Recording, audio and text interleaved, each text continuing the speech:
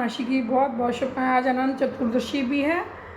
सुबह से लेकर 11:44 तक अनंत चतुर्दशी थी गणेश विसर्जन की, और उसके बाद लगी पूर्णमासी। हमने पूर्णमासी की कथा आज शाम को करी है। ये घर की सुख शांति सौभाग्य के लिए बहुत अच्छी होती है। जिसको संतान नहीं, उसको संतान प्राप्त होती है। जिसके पास धन धान्य की कमी है, उसके घर भरते हैं। दुख शोक से बाहर निकलता है बंदा, भगवान उस पर अपनी कृपा बरसाते हैं। ये आजमाई हुई है, मैं भी 3-4 साल से कर रही हूँ। कृपा भगवान की बनी रहती है। तो जो मैंने व्रत कथा करी, पहले व्रत भी रखती थी, अब थोड़ा सा हेल्थ प्रॉब्लम है, व्रत नहीं रखा, नहीं कथा करती हूँ। प्रसाद बनाया चरणामृत का, आटा भून कर, और केले की फली कहते हैं, केले की फली रखी। तो उस तरीके से मैंने किया है। तो ऐसे आपको अच्छी लगी हो तो कोशिश करना आप भी अपना, चाहे कहीं किस सुन लें या खुद कर लें, बहुत अच्छा रहता है। व्रत ना रख पाएँ तो कथा तो ज़रूर कर लें। ये घर की सुख शांति, दुखों को काटने वाला, धन धान्य को देने वाला, संतान को देने वाला, ये बहुत अच्छा व्रत भी है। और खाली अगर आप कथा भी कर लोगे उससे भी तर जाओगे। बस भगवान में थोड़ा सा ध्यान लगाने की ज़रूरत है। विष्णु भगवान की पूजा होती है, तो मेरे तो कन्हैया कन्हैया किसके रूप में? विष्णु भगवान के। मैं तो हर पूजा में अपनी इन्हीं को राधा मान लेती हूँ, इन्हीं को इनके सूक्ष्म रूप में हर एक को देख लेती हूँ, तो इन्हीं को बिठा के करती हूँ मैं। आप भी ज़रूर करें, कोशिश करना। Bye bye. A few moments later. Narayan भगवान की जय। आज हम करने जा रहे हैं श्री सत्यनारायण भगवान की व्रत कथा। आज पूर्णमासी का दिन है, तो आज के दिन मैं व्रत रखती थी, लेकिन अब थोड़ी तबीयत ठीक ना होने की वजह से व्रत नहीं रख रही। श्री सत्यनारायण भगवान की व्रत कथा कर रही हूँ। पूर्णमासी जो 11:24 से लगी थी, इसलिए शाम के समय बंदा अपने घर में कर सकता है। पंडित को बुलवा के करे, अपने बंधु बांधवों को बुला के। तो मैं कथा प्रारंभ कर रही हूँ। श्री सत्यनारायण भगवान की व्रत कथा। बोल श्रीमन नारायण नारायण नारायण, भजमन नारायण नारायण नारायण, लक्ष्मी नारायण, ये भी लेने, नारायण नारायण, लक्ष्मी नारायण नारायण नारायण। बोलो श्री सत्यनारायण व्रत कथा। पहला अध्याय। एक समय नैमिषारण्य तीर्थ में शौनकादि 88,000 ऋषियों ने श्री सूत जी से पूछा, हे प्रभु, इस कलयुग में वेद विद्या रहित मनुष्यों को प्रभु भक्ति किस प्रकार मिलेगी? तू भी ध्यान से सुन लियो। तथा उनका उद्धार कैसे होगा? इसलिए हे मुनि श्रेष्ठ, कोई ऐसा तप कहिए जिससे थोड़े समय में पुण्य प्राप्त होवे तथा मन वांछित फल मिले। वह कथा सुनने की हमारी इच्छा है। सर्वशास्त्र ज्ञाता श्री सूत जी बोले, हे वैष्णव में पूज्य, आप सबने सर्व प्राणियों के हित की बहुत अच्छी बात पूछी है। अब मैं उस श्रेष्ठ व्रत को आप लोगों में कहूँगा, जिस व्रत को नारद जी ने लक्ष्मी नारायण जी से पूछा था। श्री लक्ष्मीपति ने मुनि श्रेष्ठ नारद जी से कहा था, सो ध्यान से सुनो। एक समय योगी राज नारद जी दूसरों के हित की इच्छा से अनेक लोकों में घूमते हुए मृत्यु लोक में आ पहुँचे। वहाँ बहुत योनियों में जन्मे हुए प्राय सभी मनुष्यों को अपने कर्मों के द्वारा अनेक दुखों से पीड़ित देखकर किस यत्न के करने से निश्चय ही इनके दुखों का नाश हो सकेगा, ऐसा मन में सोचकर विष्णु लोक को गए। वहाँ श्वेत वर्ण और 4 भुजाओं वाले देवों के ईश्वर नारायण को, जिनके हाथों में शंख चक्र गदा और पद्म के तथा वनमाला पहने हुए थे, देखकर स्तुति करने लगे। हे भगवान, आप अत्यंत शक्ति से संपन्न हैं, मन तथा वाणी भी आपको नहीं पा सकती। आपका आदि मध्य और अंत नहीं है। निर्गुण स्वरूप सृष्टि के आदि भूति व भक्तों के दुखों को नष्ट करने वाले हो, आपको मेरा नमस्कार है। नारद जी से इस प्रकार की स्तुति सुनकर विष्णु भगवान बोले कि हे मुनि श्रेष्ठ, आपके मन में क्या है? आपका यहाँ किस काम के लिए आगमन हुआ है? निसंकोच को। तब नारद मुनि बोले, मृत्यु लोक में सब मनुष्य जो अनेक योनियों में पैदा हुए हैं, अपने अपने कर्मों के द्वारा अनेक प्रकार के दुखों से दुखी हो रहे हैं। हे नाथ, मुझ पर दया रखते हो तो बतलाइए कि उन मनुष्यों के सब दुख थोड़े से प्रयत्न से कैसे दूर हो सकते हैं? श्री भगवान जी बोले, हे नारद, मनुष्यों की भलाई के लिए तूने यह बहुत अच्छी बात पूछी है। जिस काम के करने से मनुष्य मोह से छूट जाता है, वह मैं कहता हूँ, सुनो। बहुत पुण्य को देने वाला स्वर्ग तथा मनुष्य लोक दोनों में दुर्लभ एक व्रत है। आज मैं प्रेम वश होकर तेरे से कहता हूँ, सत्यनारायण जी का व्रत अच्छी तरह विधि विधान पूर्वक करके मनुष्य तुरंत या सुख भोग कर मरने पर मोक्ष को प्राप्त होता है। श्री भगवान के वचन सुनकर नारद जी बोले कि उस व्रत का क्या फल है? क्या विधान है और किसने यह व्रत किया और किस दिन यह व्रत करना चाहिए, विस्तार से कहो। भगवान बोले, दुख शोक आदि को दूर करने वाला, धन धान्य को बढ़ाने वाला, सौभाग्य तथा संतान को देने वाला, सब स्थानों पर विजयी करने वाला, भक्ति और श्रद्धा के साथ किसी भी दिन मनुष्य श्री सत्यनारायण जी की शाम के समय ब्राह्मणों और बंधुओं के साथ धर्मपरायण होकर पूजा करे, भक्ति भाव से सवाया दे, नैवेद्य केले का फल, घी, दूध और गेहूं का चूर्ण लेवे, गेहूं के भाव में साठी का चूर्ण ले, शक्कर तथा गुड़ ले और सब भक्षण योग्य पदार्थ जमा करके सवाय पर अर्पण कर देवे तथा बंधुओं सहित भोजन करवाए, भक्ति के साथ स्वयं भोजन करे, नृत्य गीत आदि का आचरण कर सत्यनारायण भगवान को स्मरण कर समस्त समय व्यतीत करे। इस तरह का व्रत करने पर मनुष्यों की इच्छा निश्चय ही पूरी होती है। विशेषकर कलिकाल में भूमि पर यही मोक्ष का सरल उपाय है। पहला अध्याय समाप्त। बोलो सत्यनारायण भगवान की जय। जय तो बोल दे। जय।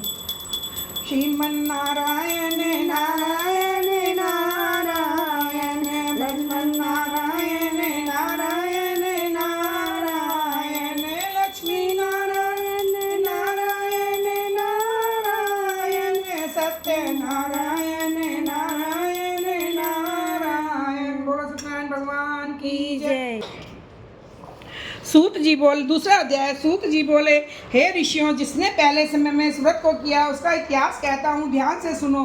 सुंदर काशीपुरी नगरी में एक अति निर्धन ब्राह्मण रहता था। वह भूख और प्यास से बेचैन हुआ नित्य ही पृथ्वी पर घूमता था। ब्राह्मणों को प्रेम करने वाले भगवान ने ब्राह्मण को दुखी देखकर बूढ़े ब्राह्मण का रूप धर उसके पास जा आदर के साथ पूछा, हे विप्र, नित्य दुखी हुआ पृथ्वी पर क्यों घूमता है? हे श्रेष्ठ ब्राह्मण, यह सब मुझसे कहो, मैं सुनना चाहता हूँ। ब्राह्मण बोला, मैं बहुत निर्धन ब्राह्मण हूँ, जो भिक्षा के लिए पृथ्वी पर घूमता हूँ। हे भगवान, यदि आप इसका उपाय जानते हो तो कृपा करके कहो। वृद्ध ब्राह्मण बोला कि सत्यनारायण भगवान मनवांछित फल को देने वाले हैं, इसलिए हे ब्राह्मण, तू उनका पूजन कर, जिसके करने से मनुष्य सब दुखों से मुक्त होता है। ब्राह्मण को सारा व्रत का विधान बताकर बूढ़े ब्राह्मण का रूप धारण करने वाले सत्यनारायण भगवान अंतर्धान हो गए।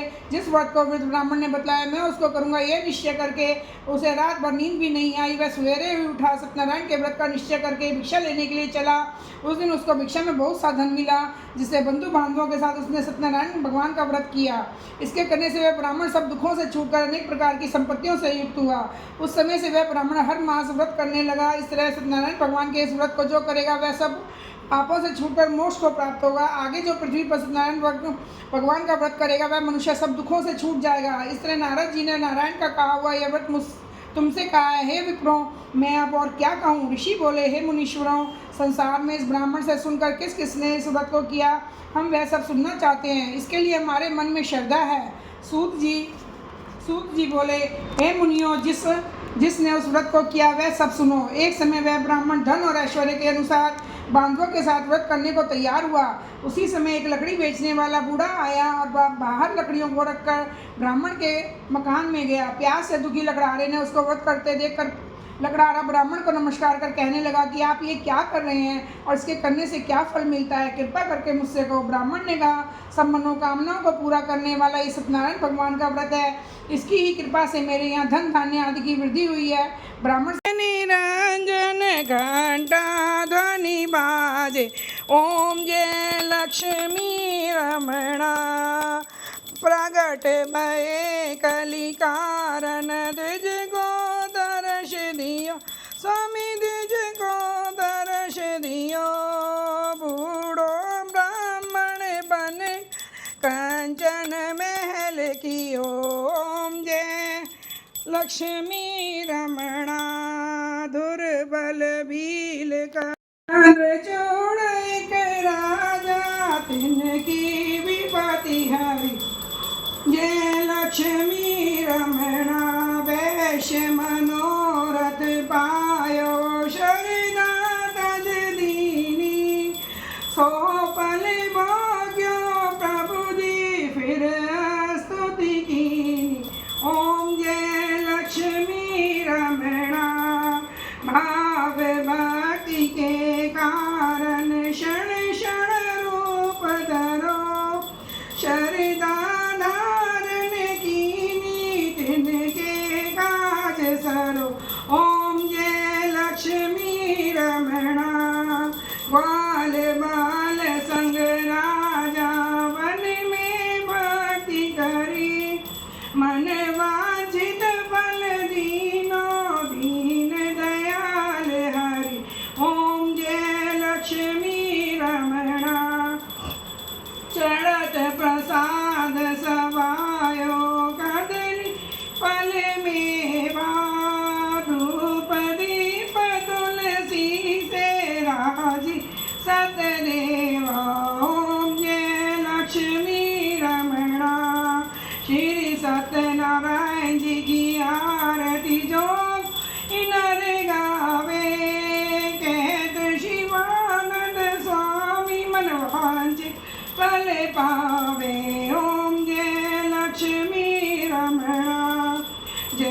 लक्ष्मी रमणा स्वामी जय लक्ष्मी रमणा सत्यनारायण स्वामी जनपालक हरणा ओम जय लक्ष्मी रमणा। बोलो सत्यनारायण भगवान की जय। माँ से मांगे तू कहेगी तू मेरे से बोल। तमेव माता अभिनव जाए एक घड़ी आदि मैं पुनिया तुलसी संग साधु अरे कोटि अपराध से आवर राम जय जय राम मेरे प्रभु राम जय जय राम मंगल भवन मंगलारि द्रौसुदश जय राम जय राम जय जय राम जय राम जय राम जय जय राम कर्पूर गौरम गणावतारम संसार सारम भुजगेन्द्रहारम सदा वसंतम हृदयारविंदे भवम भवानी सहितं नमामि। चलो भोग खाएंगे। I hope आपको आज का ब्लॉग पसंद आया हो। Please like share